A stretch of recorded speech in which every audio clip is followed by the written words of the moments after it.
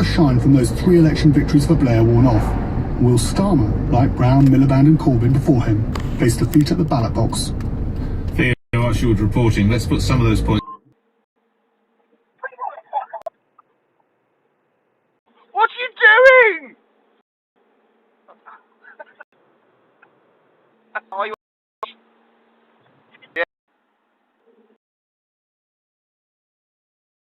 How many questions to answer himself? It was all down to the media, do you think? No. I mean, I'm not saying that. I'm just pointing out about Peter Mandelson and the record of New Labour, that they took the working class for granted. And the working class rebelled in 2016 with the Brexit vote, and then again in 2019 by rejecting Labour, which they felt was a party that had not been in touch with them. Why do you, more broadly, Hilary, why do you suppose it is the Conservatives have been in power in one shape, form or another for more than 10 years? They have presided over some fairly draconian measures known as austerity cuts. They would argue they were necessary. They've had a pretty poor execution of this pandemic crisis prior to the vaccination. Many would say that is anyway should be the credit laid at the door of the military. Yet the poll last week in the London Evening Standard said that they're 4 points ahead, and people would rather have Boris Johnson than Keir Starmer as their Prime Minister. Well, I think it's because Keir Starmer hasn't for anything. He hasn't really. He's been sort of forensic at times. That's his skill, but he hasn't for the jugular. You know, for example, I mean, everybody would agree the NHS did a fantastic job on vaccinations. And so I don't know why Starmer didn't say, well, look what they've done. Why weren't they given the test and trace? You know, why did that get privatised and completely messed up? But isn't that Lord Mandelson's skill to go for the message, to go for the jugular, to highlight where there have been failures, and then obviously to politically move on that ground? No?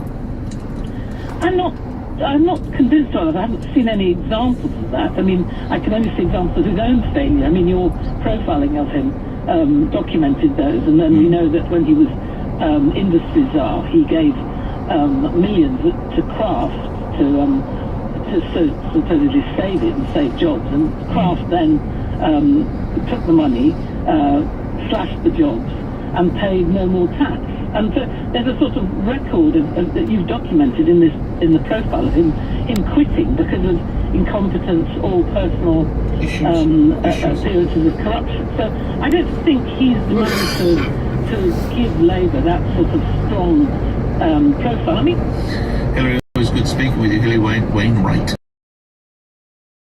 Politics from the left will have a different view on a Lord Mandelson. England. More than 15 million people, everyone in the UK's top 4 priority groups, have been offered a jab.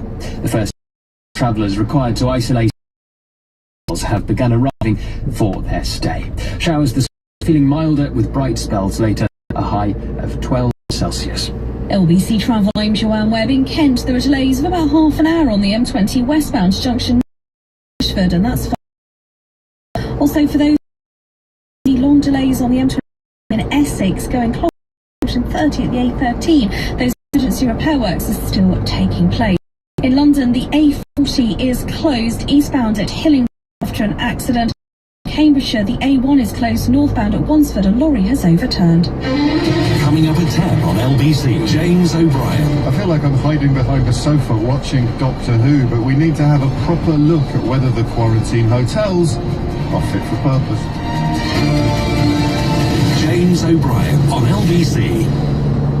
It's always nice to get something extra when you've not had to ask for it. And the more extra, the better. A complimentary drink is nice, but is better. At the Hyundai Upgrade event, we've added more savings so you could upgrade to a new Hyundai and get up to £3,000 off. Visit Hyundai.co.uk before the end of February to find out more. T's and C's apply. Saving against list price over 18s and participating dealers only. Savings vary by model. £3,000 off applies to 2020 Santa Fe model only. Is different. Independently owned electrical retailers in over 600 locations across the country, offering great brands, always proud to to be local. That's the Euronics difference. And right now they've got some great deals from leading brands like Bosch, Neff and Siemens. So it's always worth a visit to see your local independent Euronics retailer. Find yours or shop online at euronics.co.uk. Could you look an intensive care nurse in the eyes and tell them you're staying at home? If you really need to go out, do you wash your hands the moment you get back?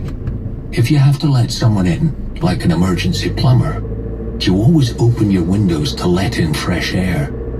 Anyone can catch COVID-19. Anyone can pass it on. If we all stick to the rules, we can help stop the spread. Stay home, protect the NHS, save lives. Divorce. It affects every part of your life. You, your family, your home, your finances. And if you're a man facing divorce, perhaps even one you don't want, the situation becomes even more complicated. It's at times like these you need a professional you can trust. Cordell & Cordell is dedicated to serving men in matters relating to divorce. Available via phone, video call or in person. Conveniently located in Canary Wharf, Watford and Central London. CordellCordell.co.uk. A partner men can count on. What's better than a van with a great offer? An award-winning van range with 0% interest on selected models. What's better than switching to electric? Switching to a new all-electric Vauxhall Vivaro E that's won International Van of the Year 2021. What's better than a van? A Vauxhall van that carries British business. Search Vauxhall Vans today.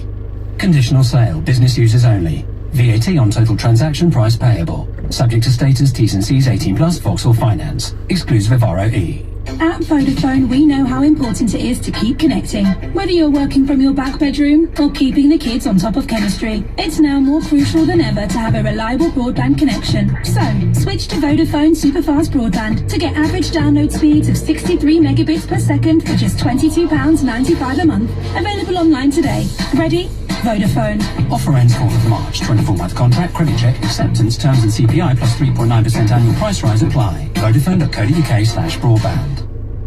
Nick Ferrari at breakfast on LBC. Call 0345 6060 973.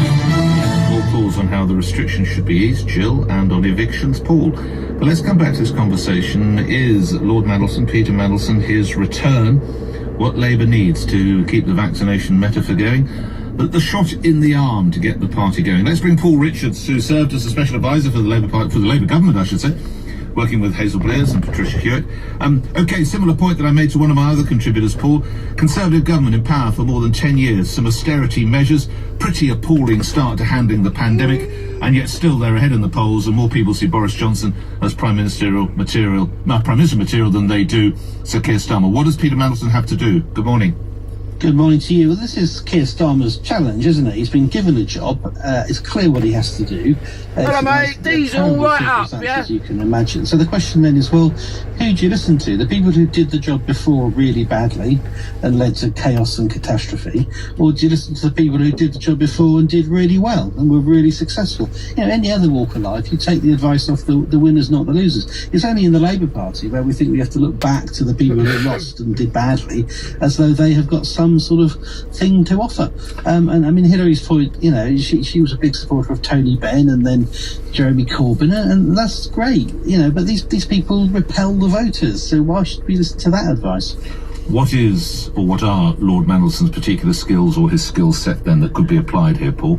Well, I think Keir Starmer's a clever bloke, and he'll be taking advice from lots of different folks. You know, we love to fixate on Peter, and I've known Peter for a long time. You know, he is a controversial figure, but of course he has something to offer because he is, I think, particularly his experience from the 80s, coming out of the 83 catastrophe for Labour, and then coming, you know, second in 87, not third, which was an achievement in itself. That 87 election, I think, is the one we need to learn from. How do you keep your head above water? That's where Labour is at now. But of course he then contributed to the 97 landslide. So why wouldn't you listen to him? I mean, that's the question really, to turn it around. You know, why on earth would you say, let's not listen to people who've done the job before and done really well? And that's why you listen to him. Paul, do we know what Sir Keir stands for? Well, I think politics is in a state of suspended animation at the moment. And what Keir Starmer's and the Labour Party have said is we're going to support the government where it needs supporting under pandemic. We will criticise where necessary. But what we haven't had is any movement. We haven't had the big sweep of politics because everything's been focused for the whole of Keir Starmer's leadership, all of it, been focused under the on the COVID crisis. Now, I think once we get into some kind of normality in politics, it won't have to be the same, I know, but you will see fronts opening up on trade, on the environment, on schools, on other issues, and there Labour can start to make some difference. I mean, I think no one, particularly Peter Mandelson, this is an incredibly difficult situation. We'll see how it plays out, Paul. Thanks for hanging on the line. I hope I've not inconvenienced you this morning. Paul Richards, you served as a special advisor for the Labour government, supporting Community Secretary and Health Secretary Hazel Blairs and Patricia Hewitt, respectively. Talk evictions with you, Paul, in a moment. Let's talk restrictions. Gillian Mosey. What needs to go first, Jill? Good morning. Probably schools. And certainly they should open. What is it?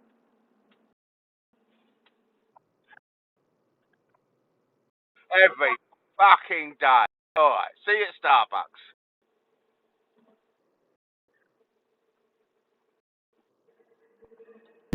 Respectfully, you can do your own. I can't. I can cut my fringe. Oh, right. I can colour my hair. But that's I it. can't cut it.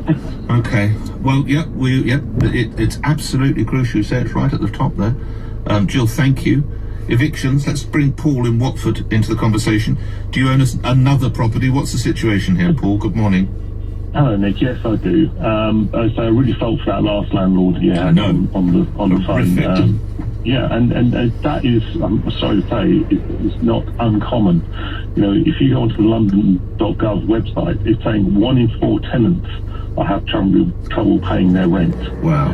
Now, the majority of, as you say, landlords, of landlords are just, mums and dads, poor returns on their pensions or whatever. They decided to buy a property. They're normally highly leveraged, and they need that rent. Well, often it's the couple get together and they keep his or her flat, don't they? And that's their sort of income. Do you know what I mean? That's what a lot of couples work. Yeah. Absolutely. And as you're saying, these banks and building societies, if they're not receiving payments, on these loans, what happens? And what has this touched you personally, or are you fortunate? Have you got good tenants? I do know people it has touched. Absolutely. They're getting contacted by the banks. Say, well, what's happening?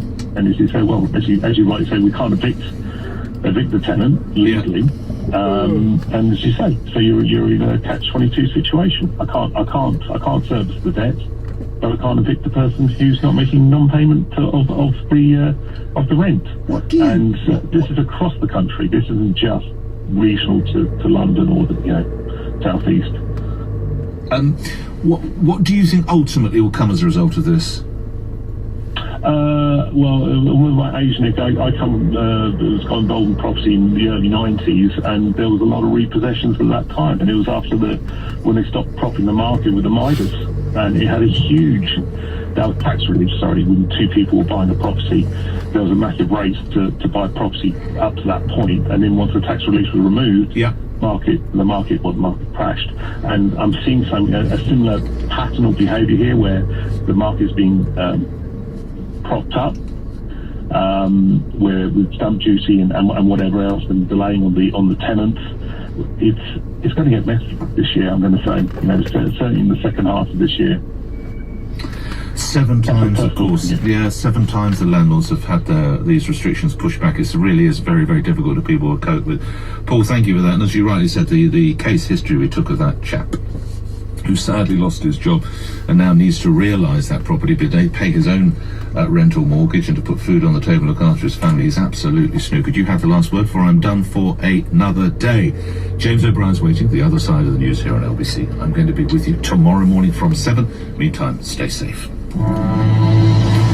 Thank you, Nick. The time is approaching 10 o'clock and Brexit hardman Steve Baker is touring the nation's studios explaining why important national decisions should only be made after careful Treasury-led cost-benefit analyses that are made public. And yes, that is the sound of irony slowly dying in the corner. And we'll probably ignore Brexit today, but don't hold me to that. We'll start with the quarantines, the quarantine hotels. And how many times can you keep saying, apart from the vaccines are brilliant news, but the idea that they wouldn't, after a year to get ready, be able to get the quarantine hotels off the ground in a successful fashion. Oh, and here we are. On your radio, on Global Player, and Play LBC. Leading Britain's conversation. This is LBC. From Global's newsroom at 10 o'clock, the Health Secretary, Matt Hancock, says reaching the UK's coronavirus vaccination target is a step towards freedom. More than 15 million people, everyone in the top 4 priority groups, have now been offered a first jab. Letters are being sent to people in the next wave, including all over 65s. Brigadier Phil Prosser is leading the military for NHS vaccination centres. What we've discovered is the teams work together really, really well. And we've got a really we both have hours and we'll throw anything at this problem to make sure the vaccine gets into the arms at the right time, into the arms of those people who need it most. The first travellers are checking into quarantine hotels on the first day of new COVID rules. The restrictions apply to those arriving in England from 33 red list countries and all air passengers landing in Scotland. Our correspondent Rachel Venables is at Heathrow Airport. The first group out was 7 passengers this morning, pushing trolleys of luggage flanked by security guards. They walked out of arrivals and were led to a bus to be shuttled to a nearby quarantine hotel.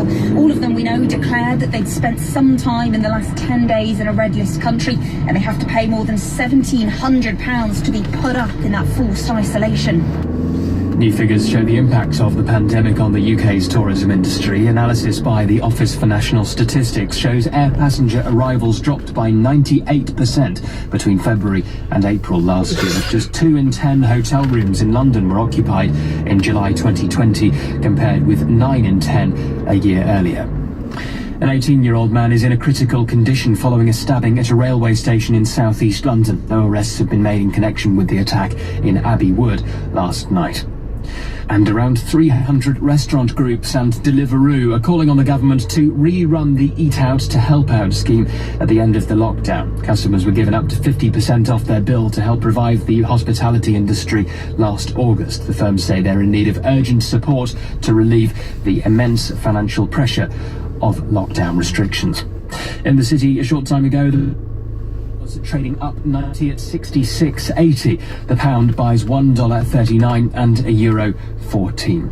And the weather, most rain clearing through the morning to leave sunny spells, showers continuing in western parts of the UK, feeling much milder, a high of 12 Celsius. From Global's newsroom, I'm Thomas Watts.